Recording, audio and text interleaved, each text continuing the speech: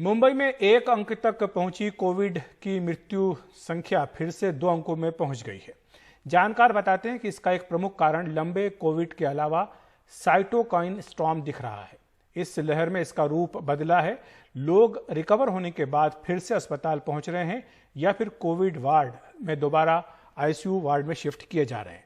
जानकार कहते हैं कि अस्पताल से छुट्टी के 3 महीनों के बाद तक सेल्फ मॉनिटरिंग करना जरूरी है। 82 साल के शांताराम पाटिल 15 दिनों पहले कोविड पॉजिटिव हुए थे। लगभग ठीक हो चुके थे, लेकिन साइटोकाइन स्टॉर्म के कारण बीते 3 दिनों से आईसीयू में हैं। निमोनिया और ब्लैक फंगस ने भी इन्हें जकड़ लिया है। कोविड मरीजों का जब इम्यून सिस्टम वायरस से लड़ने में जरूरत से ज्यादा सक्रिय हो जाता है और शरीर के दूसरे हिस्सों को नुकसान पहुंचाने लगता है, तब इस घातक रूप को कहते हैं साइटोकाइन स्टॉर्म। दूसरी लहर में इसने भी अपना रूप बदला है। पहले वो में ऐसे रहता था कि पेशेंट्स प्रेजेंट साइटोकाइन स्टॉर्म में होते थे और क्रिटिकल कंडीशन में रहते थे, और एक बार अगर पेशेंट सेटल होता है तो जनरली वापस से रिकरेंस होने का बीमारी का चांसेस बहुत कम रहता था। लेकिन अभी ये बहुत कॉमनली देखा गया है कि कोई पेशेंट जो है वो कम्प्लीटली सेटल हो रहा है उसके इन्फेक्शन के फेज से, और बाद में लेट फेज में जो है वो साइटोकाइन स्टॉर्म डेवलप हो रहा है। पेशेंट को वार्ड में शिफ्ट किया है या पेशेंट घर पे गया और बाद में ब्रेथलेस होके पेशेंट हमारे पास आ रहा है। तो पेशेंट साइटोकाइन स्टॉर्म में थे और साथ ही साथ पेशेंट को एक साइड में फेशियल स्वेलिंग थी उनको, राइट साइड में, तो उसके लिए उनका इलाज चालू था।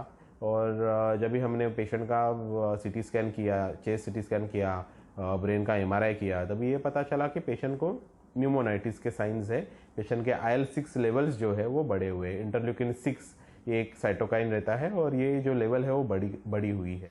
वोकहार्ट हॉस्पिटल का कहना है कि इस बार कोविड से ठीक होकर आईसीयू से नॉर्मल वार्ड में जाने वाले करीब 5% मरीज कुछ दिनों बाद फिर से आईसीयू में लाए गए। इनमें से करीब 2% मरीजों में मौत नजर आती है। बहुत सारे पेशेंट रिकवर होकर आईसीयू से कोविड वार्ड में भी शिफ्ट हो जाते हैं।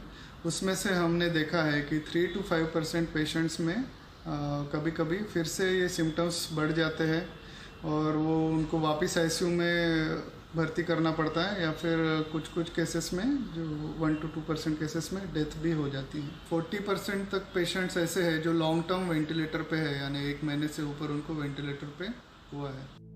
8 जून को सिंगल डिजिट यानी कि 7 मौतों के बाद 9 जून को 27 और 10 जून को 22 मौतें मुंबई शहर ने देखी हैं। मुंबई के 70% वेंटिलेटर और 60% आईसीयू बेड अभी भी फुल हैं।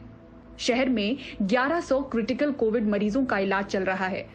एक्सपर्ट्स बताते हैं कि अस्पताल से छुट्टी के बाद करीब 3 महीने की सेल्फ मॉनिटरिंग जरूरी है। इस बीच कोई भी लक्षण नजरअंदाज ना करें। मुंबई से पूजा भारद्वाज, NDTV इंडिया।